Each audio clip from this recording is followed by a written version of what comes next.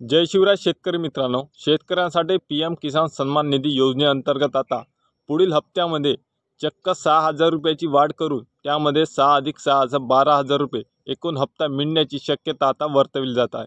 तर यासाठी हिवाळी अधिवेशनपूर्वी केंद्रीय कृषी व किसान समितीच्या माध्यमातून जी काही स्थायी समिती असते त्या माध्यमातून प्रस्ताव देखील समोर पाठवण्यात आलेला आहे। तर त्यामध्ये येणाऱ्या अर्थसंकल्पीय बजेटमध्ये शेतकऱ्यांसाठी कर्जमाफी, त्यासोबतच पीएम किसान सन्मान निधी योजनेअंतर्गत वाढ, त्यासोबतच जो काय 2 हेक्टरच्या मर्यादेमध्ये पीक विमा तो शेतकऱ्यांना सरसकट पीक विमा देण्यात यावा, या संबंधित मागणी केंद्रीय कृषी व किसान समितीच्या माध्यमातून 30 सदस्य समितीच्या माध्यमातून हा पाठपुरावा म्हणजे मागणी करण्यात आलेली आहे। याला त्यासोबतच शेतकऱ्यांच्या पडलेल्या भाव यामध्ये हमीभावामध्ये देखील सुधारणा करण्याची मागणी यामध्ये करण्यात आलेली आहे। त्यानुसार आता यामध्ये जर बदल करण्यात आला तर शेतकऱ्यांना येणाऱ्या काळामध्ये जो का आता अर्थसंकल्पीय बजेट असेल तर त्या बदलामध्ये शेतकऱ्यांसाठी पीक विमा 2 हेक्टरपर्यंत सरसकट देण्यात यावा।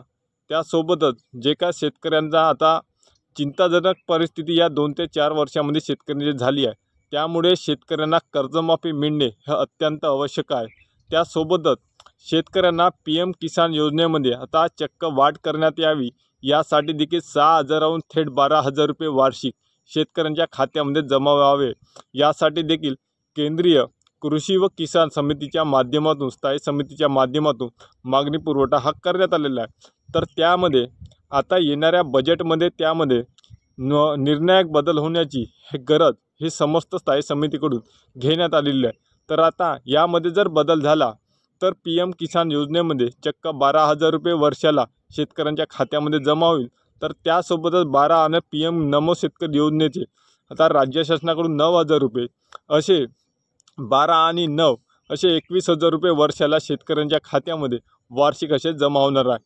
आणि कर्जमाफीचा मुद्दा देखील अद्याप देखील तो फायनल झाला नाही। हिवाळी अधिवेशन पूर्णत्वास आलं पण त्यामध्ये कोणताही प्रस्ताव असा पारित करण्यात आलेला आहे। आता 2 दिवस हिवाळी अधिवेशन बाकी आहे।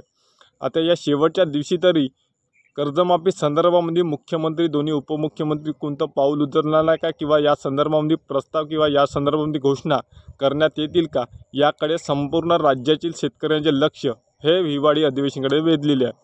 तर आता बघूया यामध्ये कोणती अंमलबजावणी होती का, किंवा जो काय आता स्थायी समितीने ठराव पारित केलेला आहे त्यामध्ये आता त्या मागणीकडे जर या बजेटमध्ये अर्थसंकल्पीय बजेटमध्ये जर याची मागणी पूर्ण झाली तर येणाऱ्या काळामध्ये शेतकऱ्यांना वर्षाला 12,000 रुपये पीएम किसान योजनेचे हे मिळणार आहे।